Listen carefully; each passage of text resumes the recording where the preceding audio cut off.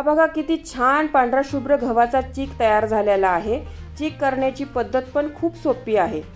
नमस्कार, मी कविता's tasty food मध्ये पुन्हा एकदा आपले स्वागत करते। आज आपण पारंपरिक पद्धतीने गव्हाचा पांढरा शुभ्र चीक कसा करायचा ते पाहणार आहोत। चीक काढण्याची खूपच सोपी पद्धत सांगितलेली आहे। चीक पांढरा शुभ्र होण्यासाठी खास ट्रिक सांगितली आहे। या चिकापासून आपण कुरड्या, पापड, सांडगेही करू शकतो।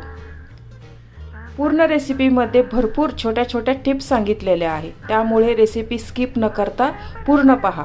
चला तर हा चीक कसा काढायचा ते पाहूया। तुम्ही या चॅनलला अजून सबस्क्राइब केले नसेल तर जरूर सबस्क्राइब करा, ते निशुल्क आहे। यासाठी बघा मी 2 किलो गहू घेतलेले आहे। हे गहू ना MP शुअर आहे। तुम्ही कोणतेही लोकवण किंवा कोणतेही घेऊ शकतात। फक्त हे गहू आहे ना, तुम्ही जुने घ्या, नवीन घेऊ नका, कारण जुन्या गव्हाचा ना चीक चांगला पडतो, नवीन गव्हाचा पडत नाही। हे गहू आहे ना आपल्याला 2 पाण्याने ना स्वच्छ धुवून घ्यायचे आहे। आधी हे गहू आहे ना 2 पाण्याने मी स्वच्छ धुवून घेतलेले आहे। यामध्ये मी आता परत भिजवण्यासाठी पाणी घालते।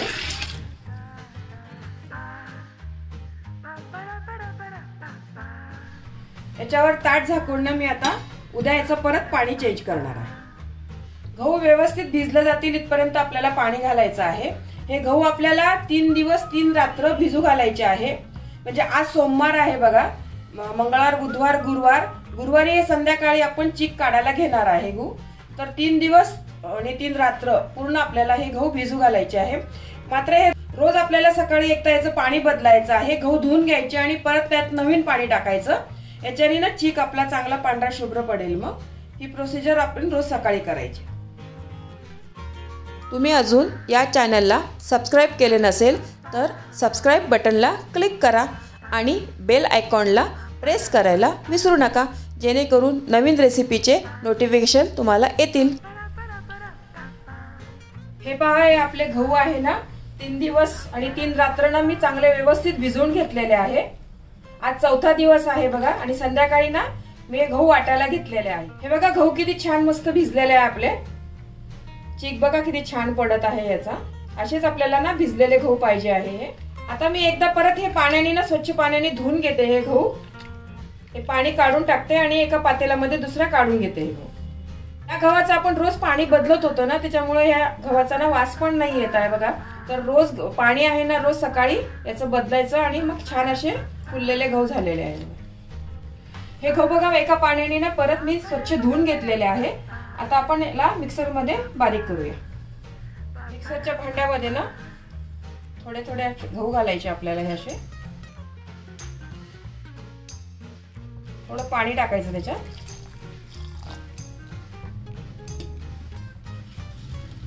मिक्सरवर ना आपण हे गहू बारीक करूया। मिक्सर एकदम पूर्ण चालू करू नका तुम्ही, ऑन ऑफ करा, कारण आपल्याला याची एकदम पेस्ट वगैरे नाही करायची, फक्त क्रश करून घ्यायचे आहे। जास्त जर तुम्ही बारीक केलं ना तर त्याची ताम उतरेल आणि मग कुरड्या आहे ना आपल्या चांगल्या पांढऱ्या शुभ्र येणार नाही। त्यासाठी मिक्सर बघा नुसतं ऑन ऑफ करावा।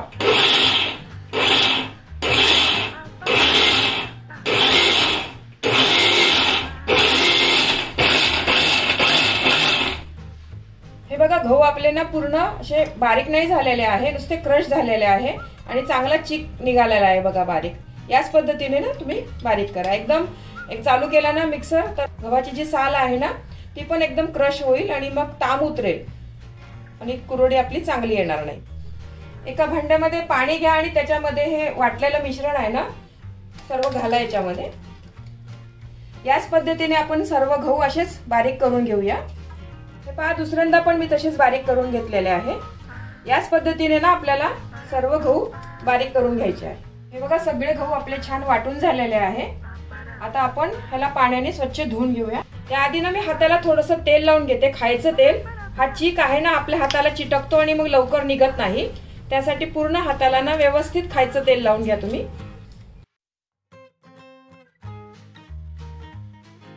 आता हा चीक आहे ना व्यवस्थित असा दाबून घ्या तुम्ही। हा चीक आपल्याला 2 ते 3 पाण्याने चांगला व्यवस्थित धुवून घ्यायचा आहे। तुमच्याकडे जर वरवंटा पाटा असेल ना तर त्याचा नक्की वापर करा तुम्ही। वरवंटा पाट्यावर ना या चीक चांगला वाटला जातो आणि त्याची ताम पण निघत नाही। आपल्या कुरड्या मस्त पांढऱ्या शुभ्र होतात। लग्नाच्या आधी मी माझ्या आईला असाच चिकना वरवंटा पाट्यावर वाटून द्यायची ना, मस्त छान कुरड्या करायच्या आई माझी, मस्त पांढऱ्या शुभ्र व्हायच्या. हा चोथा आहे ना, असं हातात धरून पिळून घ्या तुम्ही असं, आणि चांगलं व्यवस्थित दाबून घ्या तुम्ही असे. आणि दुसऱ्या भांड्यात हा कोंडा आहे ना तो काढा असा. याच पद्धतीने ना सगळा आपल्याला असा चोथा बाहेर काढायचा आहे ह्याच्यातून. नंतर मग तो चोथा आहे ना, पांढरं पाणी जोपर्यंत तुमचं निघत आहे ना तोपर्यंत 2-3 वेळा व्यवस्थित धुवून घ्यायचा.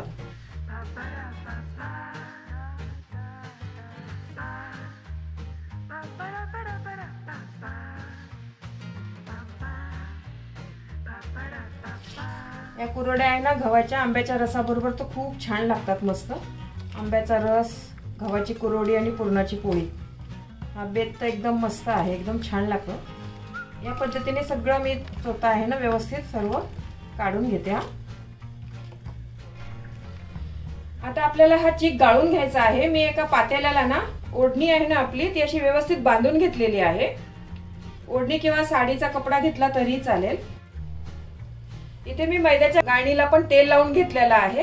हा चीक आपण मैद्याच्या गाळणीने गाळणार आहे ना, तर चीक याला चिटकू नये म्हणून व्यवस्थित निघाव म्हणून मी तेल लावून घेतलेलं आहे. आता आपण चीक गाळून घेऊया. आधी मैद्याच्या गाळणीत मी हे पाणी ओतते. तसंच हे कपड्यातनं पण ना खाली गाळल्या जाणार आहे.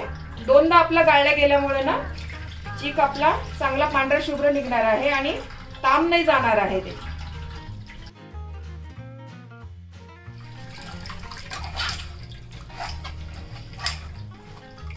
2दा चीक गाळल्या गेल्यामुळे ना अजिबात ताम राहणार नाही याच्यामध्ये.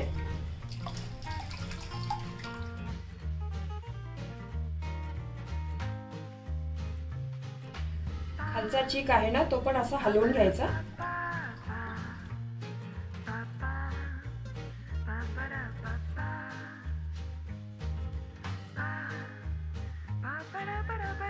ताम बघा हे पूर्ण निघालेली आहे. हे काढून टाकूया आपण. हे 2दा गाळल्यामुळे ना छान गाळल्या गेलाय बघा आपल्याला. याच पद्धतीने आपण पूर्ण चीक असंच गाळून घेऊया.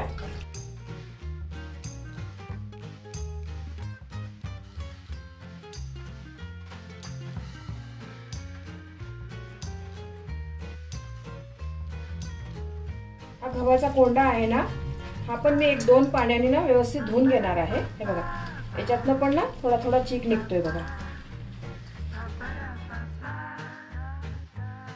पण बघा असं चीक निघतोय. जोपर्यंत असं पांढरं पाणी निघतंय ना तोपर्यंत 1-2 वेळा आपण चांगला धुवून घेऊया. कोंडा बघा व्यवस्थित धुवून झालेला आहे आपला हा. आणि गाळून घेऊया आता व्यवस्थित आधी सारखं. ही प्रोसिजर आहे ना मी अजून एकदा करणार आहे. तो चोथा आहे ना आपला त्याला अजून एकदा पाण्याने धुवून घेणार आहे.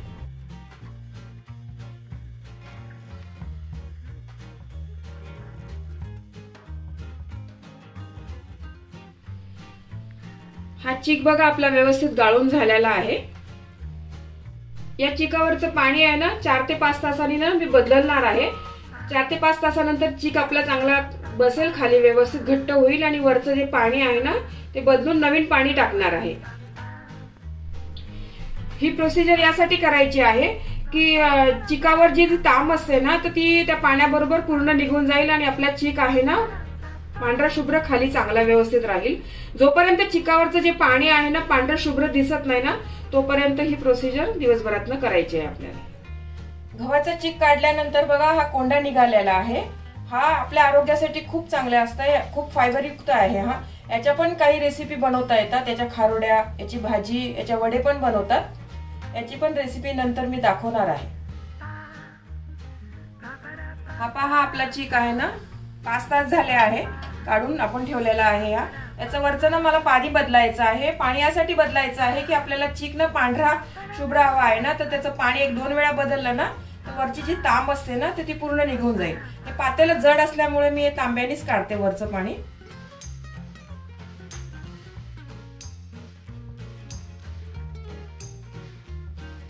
खालच्या चिकाला आपल्याला अजिबात हलवायचं नाही, वरवरचंच पाणी काढून घ्यायचं आहे. वरचं असं सर्व पाणी काढून घेऊया, अलगद काढायचं आपल्याला।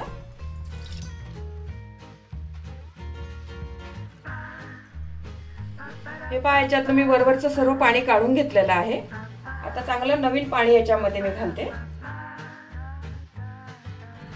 याच पद्धतीने मी 2 ते 3 वेळा पाणी बदलून घेणार आहे चीक पांढरा होण्यासाठी। हा पहा, चीक आहे ना मी रात्रभर पाण्यात ठेवलेला आहे। आता मी याचं परत पाणी चेंज करणार आहे। खालच्या चिकाला डिस्टर्ब न करता आपल्याला अलगद पाणी काढून घ्यायचं आहे।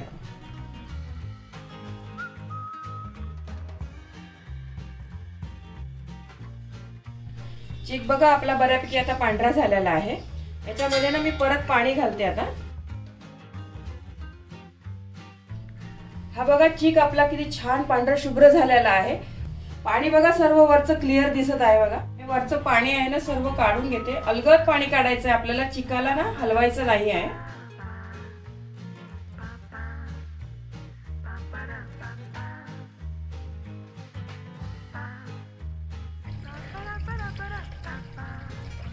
पाणी बघा मस्त क्लिअर निघालेलं आहे बघा। आता हे 2-3 वेळा पाणी बदललं ना, त्याच्यामुळे हे पाणी स्वच्छ झालेलं आहे बघा। ही प्रोसिजर आहे ना, स्किप नका करू तुम्ही।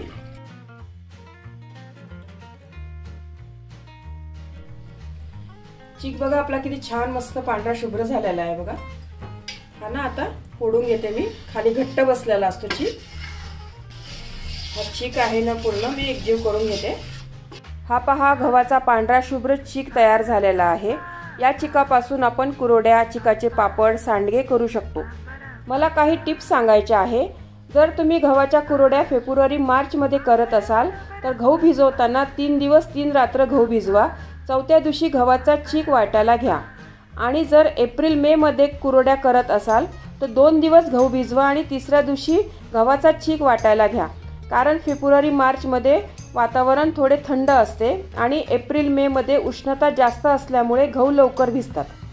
गव्हाचा चीक काढल्यानंतर दुसऱ्या दिवशी लगेच कुरड्या न करता चिकावरचे पाणी दिवसातून 3 ते 4 वेळा तरी बदला। त्यामुळे चीक पांढरा शुभ्र होईल आणि जी काही ताम उरली असेल ती पाण्याबरोबर निघून जाईल। या चिकापासून कुरड्या कशा करायच्या याची रेसिपी पण मी लवकरच शेअर करेन। तुम्हाला ही रेसिपी आवडली असेल तर तुमच्या मित्रमैत्रिणी आणि नातेवाईकांबरोबर शेअर करा। व्हिडिओला लाईक करा व चॅनलला सबस्क्राईब करा। रेसिपीला कमेंट्स करा। तुमच्या कमेंट्स वाचायला मला फार आवडतात।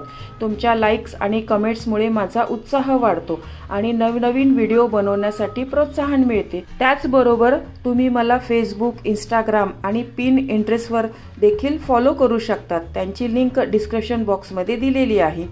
तुम्ही ही रेसिपी कोणत्या गावातून पाहताय तेही सांगा।